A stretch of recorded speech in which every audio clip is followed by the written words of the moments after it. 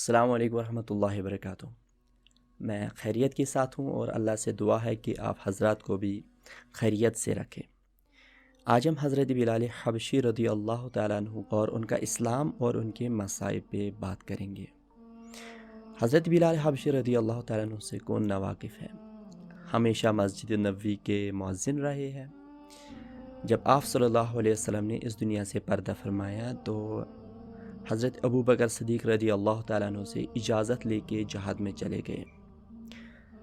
پھر ایک بار حضور پاک صلی اللہ علیہ وسلم کی خواب میں زیارت ہوئی تو لوٹ آئے۔ کچھ دن پھر سے مدینہ میں رکے اور پھر سے جہاد میں چلے گئے اور تمام عمر پھر جہاد میں گزاری۔ تو چلے شروع کرتے ہیں۔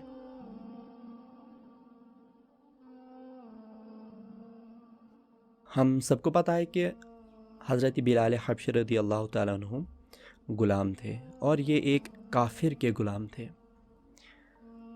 تو اسلام لانے کی وجہ سے انہیں بہت ساری تکلیفیں دے دی جاتی تھی۔ انہیں امیہ بن خلف جو مسلمانوں کا بہت بڑا دشمن تھا، وہ انہیں دوپہر کی دھوپ میں گرم ریت کے اوپر لٹاتے تھے اور ان کے سینے کے اوپر ایک بڑا پتھر رکھتے تھے تاکہ یہ حرکت نہ کر سکے، اور اسے یہ کہتے تھے کہ اسی حال میں مر جاؤ یا پھر اسلام کو چھوڑ دو۔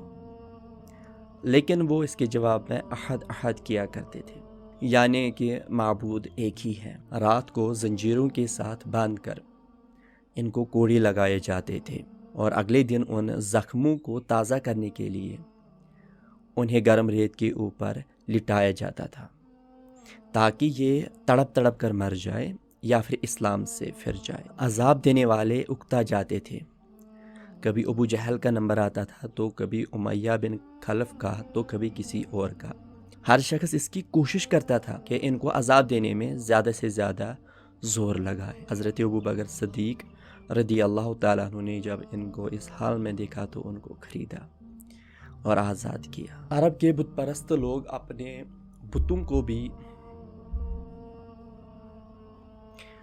بتوں کو بھی معبود سمجھتے تھے، اس لیے اس کے برخلاف اسلام کی جو تعلیم تھی وہ توحید کی تھی، اور حضرت بلال حبشی رضی اللہ تعالیٰ عنہ اس لیے جو اللہ کی احد کی رٹ لگائے جاتے تھے۔ یہ تعلق عشق کا، محبت کا ہے۔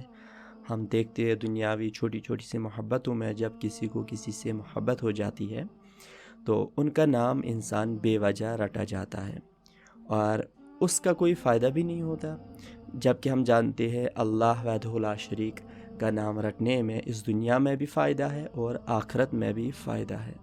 یہی وجہ ہے کہ حضرت بلال حبشی رضی اللہ تعالیٰ عنہ کو ہر طرح کی تکلیف دے دی جاتی تھی، ہر طرح سے ستایا جاتا تھا۔